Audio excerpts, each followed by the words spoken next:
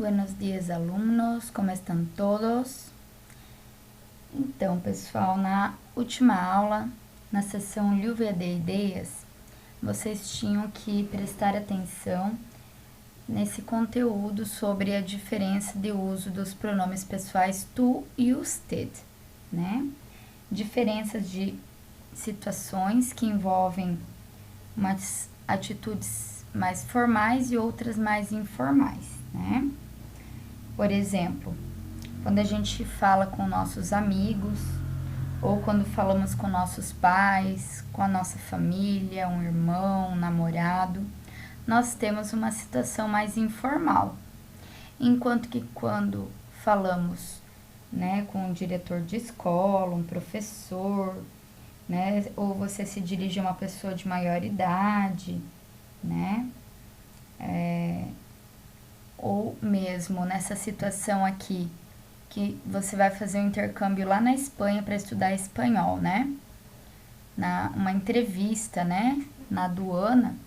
Então, você teria que utilizar um tratamento formal, portanto, como se tratarão? Formalmente, né? Lembrando que estamos fazendo a correção da página 40, ok? Aí também, no segundo exercício, que pedia para vocês completarem aí com os pronomes, né? Pronome de tratamento formal, es usted, e o tratamento informal, es tu ou vos, tá? Esse vos a gente não vai focar agora porque ele é um regionalismo, ok? Então, tu é informal e usted é formal, tá? Nós temos aqui o tu como segunda pessoa do singular e o usted como terceira pessoa do singular, tá? Que seria um você, e em muitos casos a gente trata ele como o senhor ou a senhora. Então, pegando o exemplo ali da entrevista, né? Se vocês tivessem que fazer essa entrevista, como seriam os registros mais formais, né? Então, aqui todas essas perguntas estão sendo feitas para tu. Como te llamas? Como tu te llamas, né? Aí vocês tinham que passar para um contexto formal, para usted. Então, esse te eu teria que trocar para se, e o llama, como tu, geralmente os verbos terminam em S, a gente vai tirar esse S e vai ficar como se llama. Se quiserem acrescentar o usted, vocês podem acrescentar também, mas não é necessário, tá? Na letra B, de donde eres, de donde es usted, tá? Então, esse eres é a conjugação do verbo ser, conjugado para tu. Então, se eu quero passar para a terceira pessoa do singular, que é usted, vai ficar de donde es.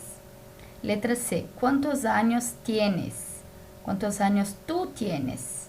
Eu tenho que dizer para usted, quantos años tiene, sem o S, tá? Letra D, a que te dedicas, ó, o te é aquele pronome que vai na frente do verbo reflexivo, né? Então, a gente troca para se, na terceira pessoa, para usted, e dedicas, fica dedica. Letra E, por que ou para que quieres estudar espanhol? Por que ou para que quiere, tá? Tira o S, estudar espanhol. Se quiser pôr usted também, vocês fiquem à vontade.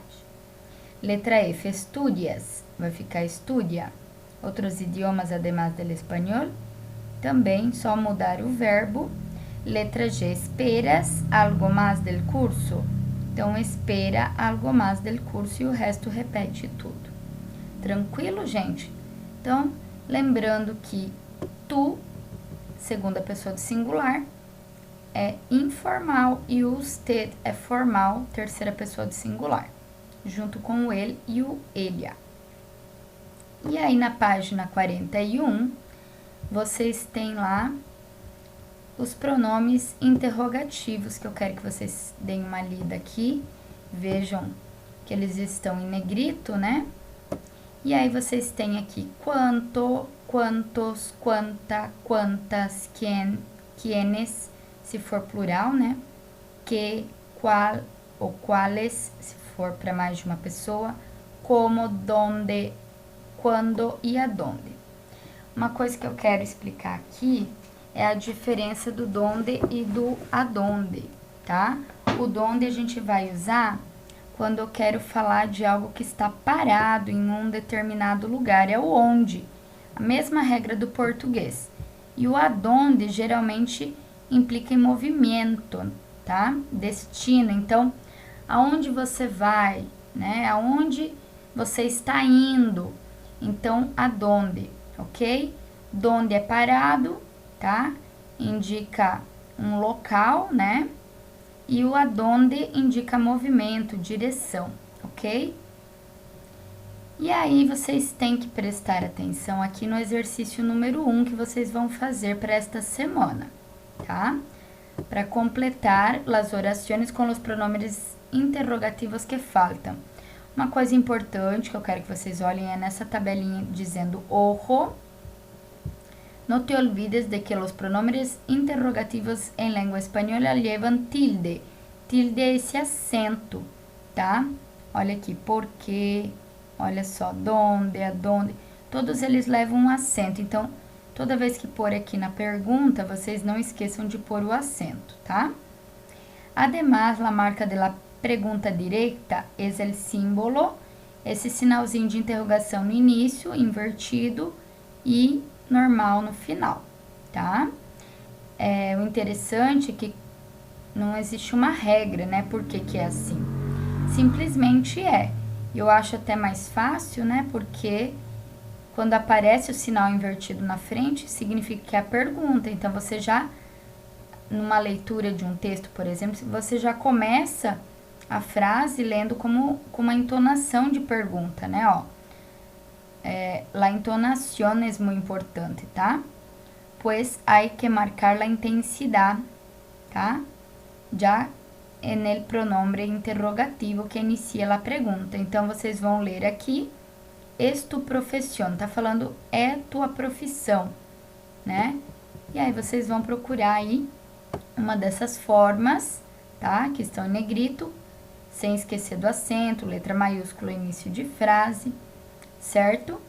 E aí, completar, pode ser a forma plural ou também singular, tá? Depende de quem está falando, de quem está se referindo. Então, bons estudos, qualquer dúvida podem me chamar. Adiós!